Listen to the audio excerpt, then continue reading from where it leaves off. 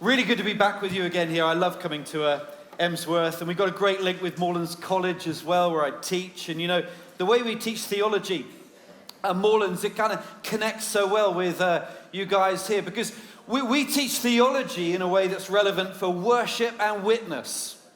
That's really the reason why we should do theology. There is no other reason.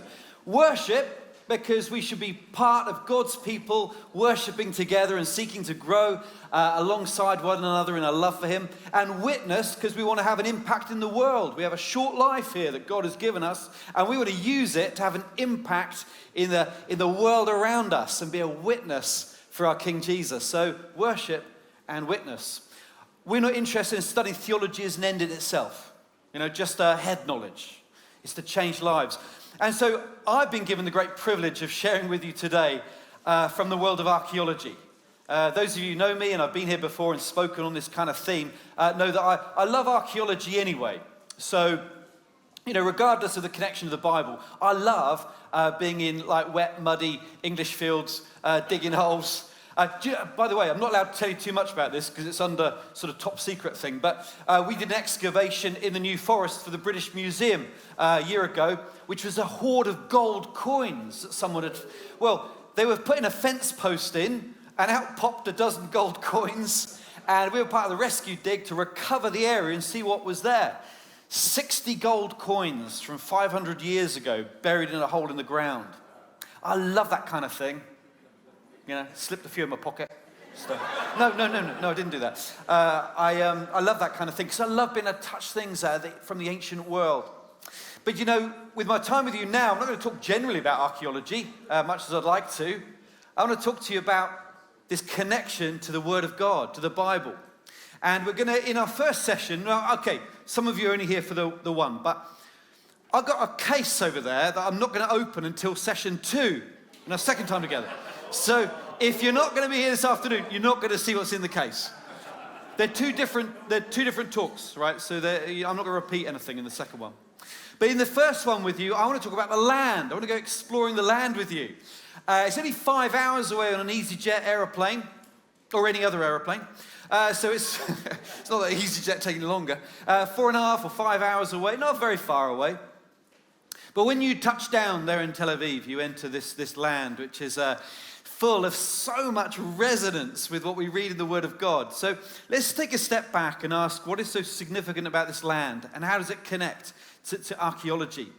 And in order to do that, I'm going to read to you a passage from Deuteronomy. You don't need to have it there in front of you, but I just want to read you these words, because it's the view over the land of Israel that Moses had. Now, you know Moses. Moses was the man that God raised up to lead the Israelites out of Egypt.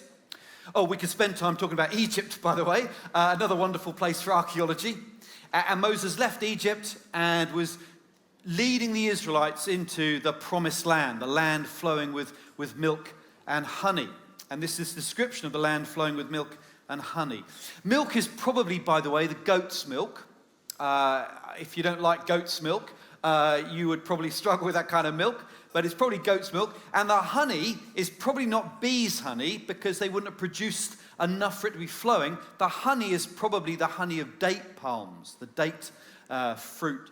And that's the milk and the honey that can still be flowing today in terms of this very fertile land. You've got to be careful with that date honey. I took my mum out to Israel a few years ago, and a very kind Arab chap gave her a jar of date honey, lovely jar of rich date honey. And then we were held up at Ben Gurion Airport before we could fly back to the UK, and my mum was taken away to be questioned, and all her luggage was unpacked and so on. And anyway, waiting for my 85-year-old mum, you know, to be released. She's a suspicious lady, to be honest with you. But anyway, it turns out that a jar of date honey has the same texture as Semtex.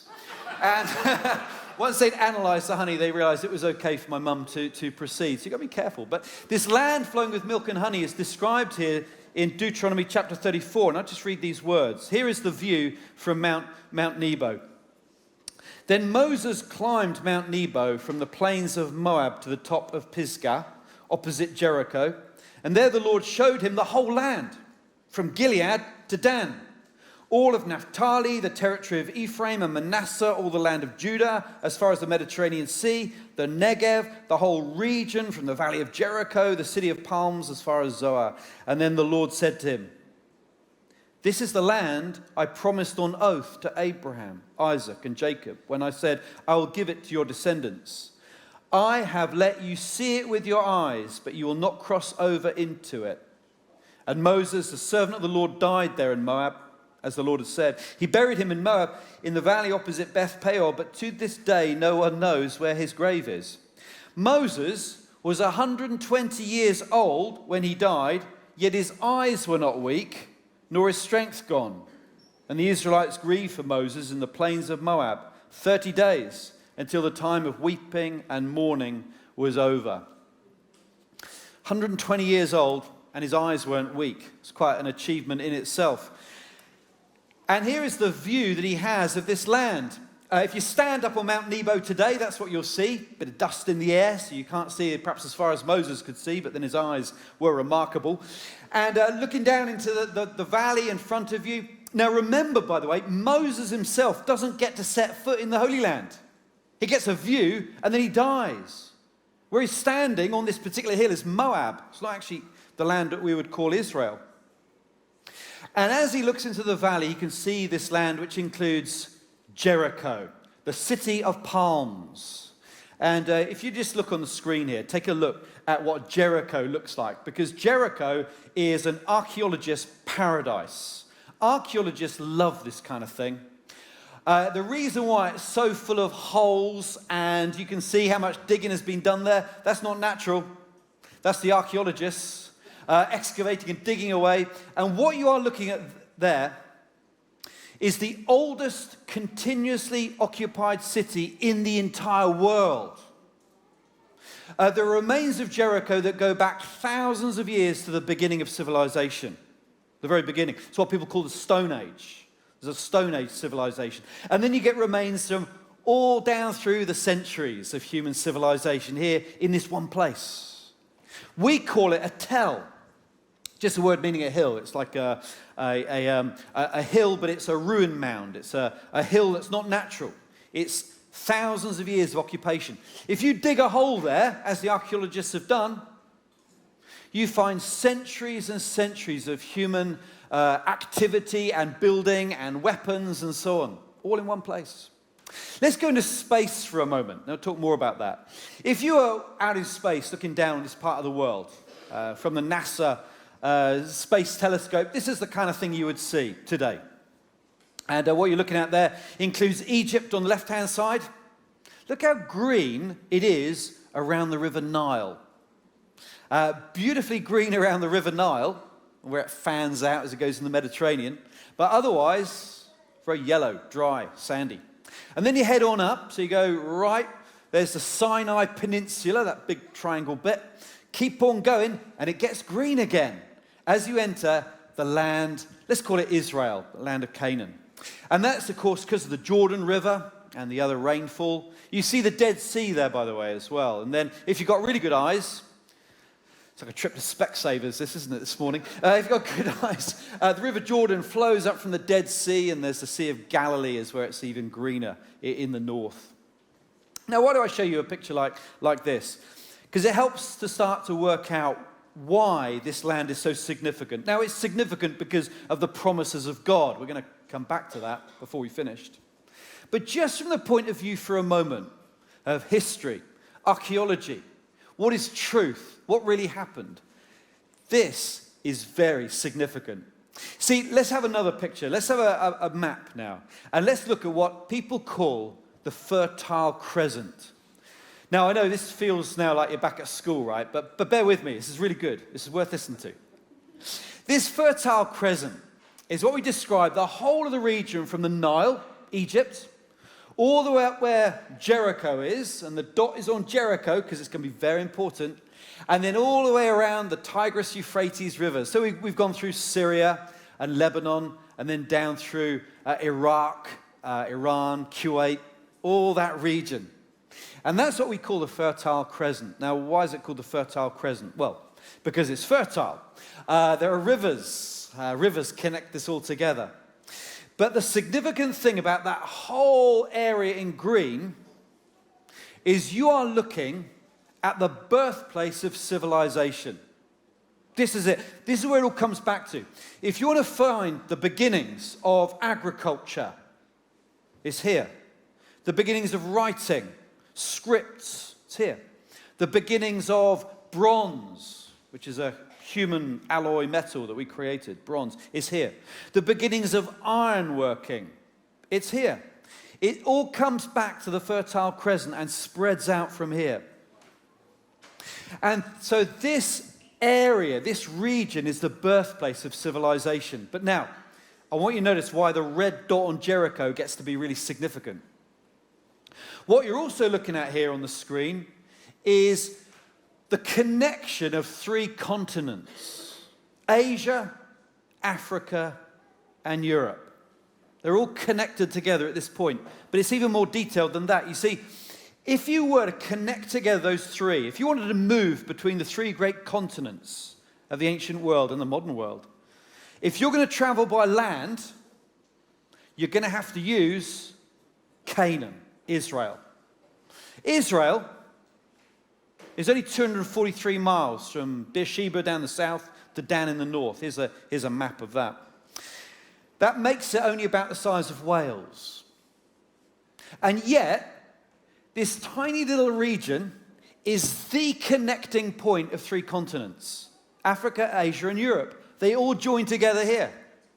If you're going to travel by land, and you had to travel by land till ships got bigger and better, you had to travel through Canaan. Doesn't matter whether you're an Egyptian or an Assyrian or a Persian. It doesn't matter which part of the world you're from. If you want to join it together, you've got to travel through this place, Canaan. And there's only a few roads actually traveling through this land. And through this land, you're going to pass almost certainly near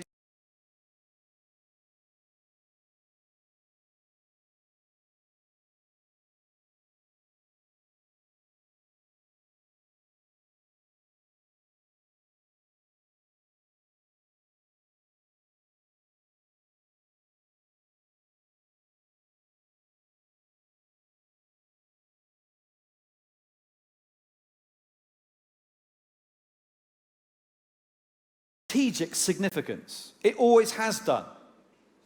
You know, look at how the landscape, just for a moment on the screen here, the landscape, look how diverse the landscape is. You can go from up north near Dan, where there is a snow ski resort, or Mount Hermon, and half a day later you can drive down to the desert near Beersheba. In half a day, if you're quick, you could drive from an alpine-looking ski resort in the north to the dry deserts of the south, all in this small area about the size of Wales. That means you can go from, on the next slide, the desert territory. This is the kind of landscape where Jesus wandered. This is the kind of landscape actually where Moses brought the Israelites into the promised land, a land that can feel very barren in the south. And yet you can have snowfall up in the mountains. Like here up in Jerusalem is a snowman being built, but you can have a snowball fight on Jerusalem's Temple Mount if you're there at the right time of year. What a diverse landscape. The distance between those 2 photos I just showed you, we're only talking about an hour between those 2. And yet you can go from the dry, barren deserts to having a snowball fight up on the Temple Mount.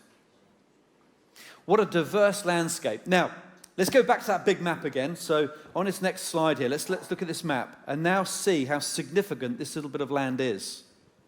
This little bit of land is a land that everyone was passing through in the ancient world, and everyone was fighting over it.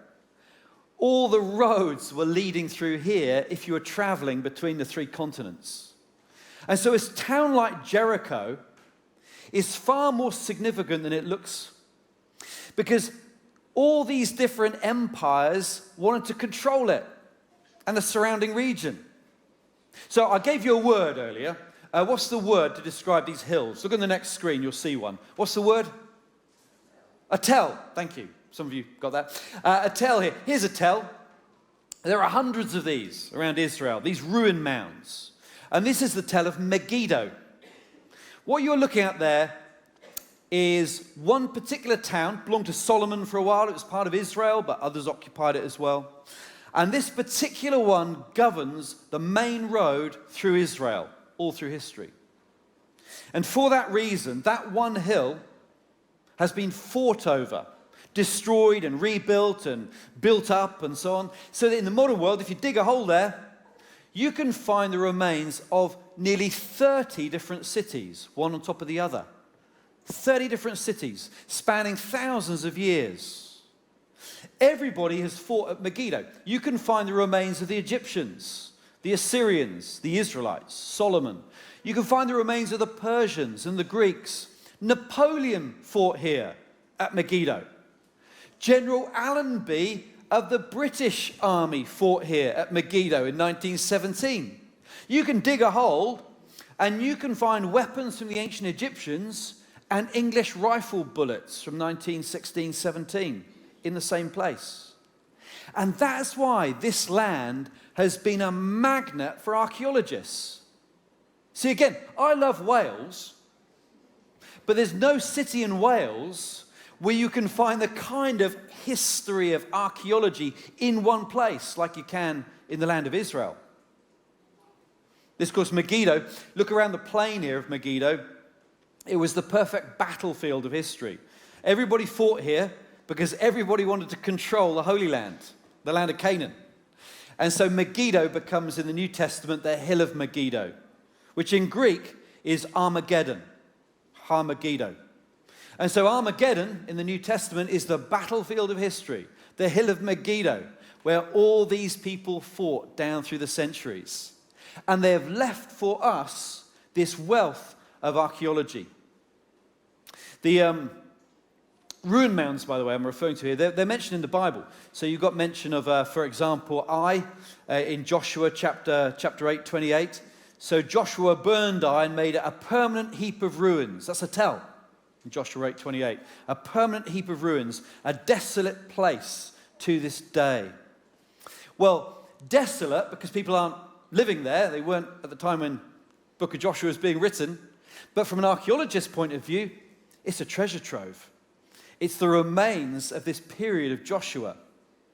What about this example from Isaiah chapter 61? They will rebuild the ancient ruins and restore the places long devastated. They will renew the ruined cities that have been devastated for generations. Again, it's a reference to the tells, how they would rebuild on top of those ruins, new towns and new cities, preserving underneath the ancient remains. If you visit Jerusalem today, you will no doubt want to go underground, where you can follow the little tunnels that Israeli archaeologists have been excavating, and you can walk underground through the tunnels where 40, 50 feet below ground level today, you can walk on the roads where Jesus walked, and earlier, where King David would have walked, because they've built on top with the modern city of Jerusalem. So you can walk underneath to discover the roads and the stairways and the remains from the period of Jesus and even back to David. What about this from Jeremiah chapter 51, verse 37? And this is not now Canaan, this is now in Iraq, going further into what we would call Babylon. Babylon will be a heap of ruins, a haunt of jackals, an object of horror and scorn, a place where no one lives. Babylon, Baghdad. Just outside of Baghdad, the remains are still there, the ruins that were abandoned in ancient times for the archaeologists to find. Now, all that I'm sharing with you in terms of this landscape is bad news and good news at the same time. The bad news is, down through history, this was a dangerous place to live. A lot of people were fighting over this territory. The good news is that when we read the Bible, we're reading about a land that's been excavated, of interest to archaeology. And for 200 years now, archaeologists have been excavating this land, and as every single summer goes by, quite literally, there are new remains unearthed that help to demonstrate the Bible is real history. That the stories we read about in the Bible are not myth or legend. They are concerning real people in real places at real times. And literally every summer that goes by, we make new discoveries that fit this jigsaw together and show us how the Bible refers to real history. Let me say something else about Moses first. You know, Moses, this view from Mount Nebo, there's something very interesting in Deuteronomy 34. And that is that as Moses looks out around the land, you have this description of the land from Gilead to Dan, we read, the land of Naphtali and Ephraim and Manasseh. It's one of those readings you don't want to be given when you're asked to do a reading. You have lots of long and obscure names to read. But here's the thing about all those names. These names refer to the way that God would divide this land up for his people. They would share it out for the people of God to live here. So on the next slide, you'll see the kind of map that we might have in our Bibles. Oh, sorry, not that one. Sorry, if you go back, that's the one. If you look at these colors that show the different tribal divisions of the land, Moses is described as looking from Mount Nebo and seeing the land this way, divided up among the different tribes, Dan and Gilead and Naphtali and so on. Here's the problem. When Moses is looking at the land, it doesn't yet have those names. See, Moses is not yet in the land. The Israelites aren't yet in the land. They've not yet divided up the land. That happens later under Joshua. It's not yet happened. So Moses is seeing the land, and the land is being described in a way that Moses wouldn't have seen it. What's going on here? Well, here's what's going on. Moses is seeing this physical land flowing with milk and honey. Beautiful place with so much of archaeology and history that we're going to explore. But he's seeing it not in the light of how it looks at that moment, but in the light of what God is going to do. This is what we sometimes call the prophetic present. Because if God says something will be, prophecy, it's as good as done. It's a prophetic present. So Moses sees the land from Gilead and Dan and Naphtali, not as it is right then at that moment, but as it will be in the purpose of God. And you see, when we look at the land of Israel, you can look at it in two ways. You can look at it for its history and its archaeology and its snow and its deserts and its terrain. And it's really interesting to do that. But what Moses can see is the land as God intends it to be. And that lifts us to a whole nother level. You see, this is the land that God had promised to his people. And the one great theme that looms large when we explore the land of Israel is that the only people from that period that we still talk about today are the Israelites, people of Israel. We don't talk anymore about the Perizzites and the Hivites and the Jebusites. They've been forgotten to history. And yet Israel continues to be a topic of interest. What God has preserved in his prophetic purposes is this demonstration in history that he is the Redeemer God. This is not just about history in the ancient world. This is about today and what God is continuing to do. See, God is a God of redemption. He rescued his people from Egypt. God is a God of provision. He gave them this land. And God continues to be the God of rescue and provision. He continues to rescue men and women from the Egypt of slavery and bring them into a land of provision. Now, before we look at what that might mean for us, so get back up on Mount Nebo for a moment and let's have a look at this land. And as we're drawing to an end right now, but we're just going to open up how incredible it is that God chose this land and how it gives us access into the evidence that demonstrates the Bible's real history. We'll look at some specific examples for those in the second session. But just in terms of the incredible provision of this particular land, let me make a little contrast. When I take groups out to Israel, when we're about to, maybe we get to Luton Airport and waiting for that plane, I do often think to myself, I wish that the Lord when God was incarnate, I wish the Lord had been born in Vancouver or Banff. Because, in terms of climate, I love Canada. Or what about New Zealand? I wish we were doing our tours in Canada or New Zealand. It's a bit more pleasant and mild, the climate. But here we are, heading out to the Middle East. And it is a remarkable thing that God, in Jesus, came into this world, in this promised land that had been prepared over thousands of years, at the very epicenter of human history, the meeting point of these continents. And not only that, geologically, he came into a land that would be a land that could preserve Bible history. A land where remains would be preserved for thousands of years, so that today, in a skeptical period of history, well, let's face it, there's lots of skepticism. You watch the BBC documentaries and so on, they'll often be very skeptical. And yet at the same time, this science of archaeology has produced evidence upon evidence that this is real history. You think for a moment, 1946, great event. The British pulled out of this land. We were broke after the Second World War, so we had to go. So in 1946, we left. It would have been British Mandate Palestine. And what did we do? We handed over the keys to the United Nations. And after a lot of debate, there was the establishment of the State of Israel. And after 1947 and 1948, we have the establishment of a state again for the Jewish people. And there's an archaeological discovery at the same moment. Because two little Arab boys had lost their goats, or two of their goats anyway, and they were looking for them in the deserts near the Dead Sea, near Jericho, and they found a cave. Now, they were looking for goats, but what they found in that cave were the first remains of what we call the Dead Sea Scrolls, here on the screen. And after that discovery, we go on to find 13 different caves. One appears on the screen. The cave 13 will appear in the desert.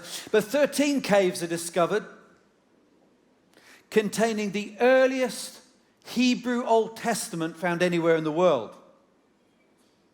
And in the years that follow with this fledgling new state of Israel, these discoveries will allow us to look back at the Old Testament world and the Bible of the Old Testament as Jesus would have read it.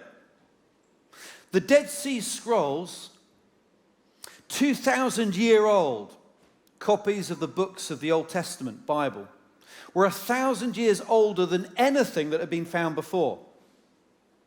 And so in the late 20th century, we come to be able to put back together again the Old Testament as it was before the time of Jesus, as Jesus would have read it. And this remarkable discovery has demonstrated that the Old Testament we read has not been changed over the centuries. It's almost overnight. We could push the clock back 1,000 years earlier than any Old Testament we had to work with in Hebrew. 1,000 years earlier, and we discover that it's been preserved accurately for over 2,000 years. The copy of Isaiah that was found in the Dead Sea Scrolls, complete copy of Isaiah, one scroll, was already ancient when it was hidden in these caves. These were hidden in the caves 2,000 years ago. It was already an ancient scroll, probably written around 200 BC, copied around 200 BC. And it demonstrates the accuracy of the transmission of the Old Testament.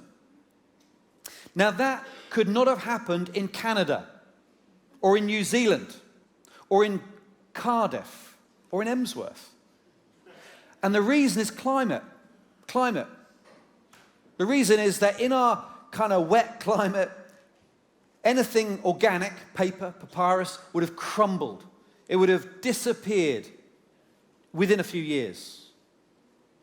Only here, the lowest point on earth, just a few miles from Jericho, the Dead Sea Scrolls, could have been hidden away 2,000 years ago, and because of the perfect microclimate, preserved those Old Testament documents for archaeologists, well, after those Arab kids, but for archaeologists to go on to excavate and discover.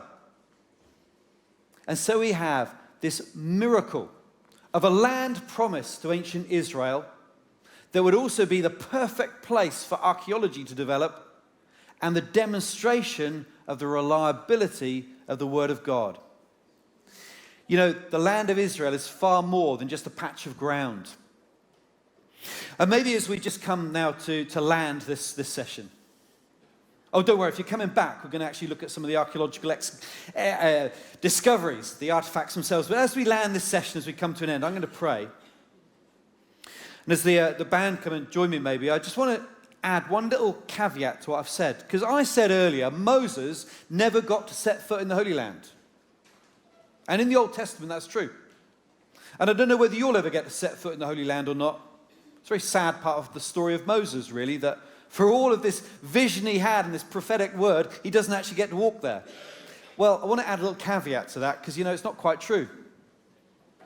Because in Mark chapter 9, Jesus walks up one mountain. We call it the Mount of Transfiguration. But he walks up one particular mountain in the Holy Land.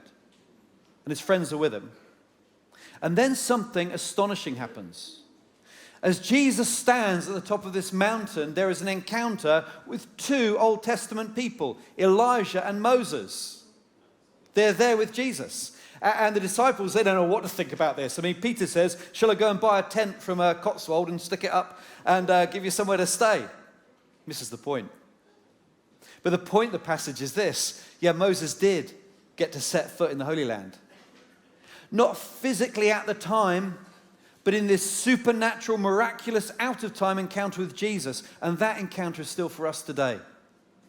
You don't have to fly 4 hours, 5 hours to the Holy Land to encounter what Israel is really all about. You can do it now, today.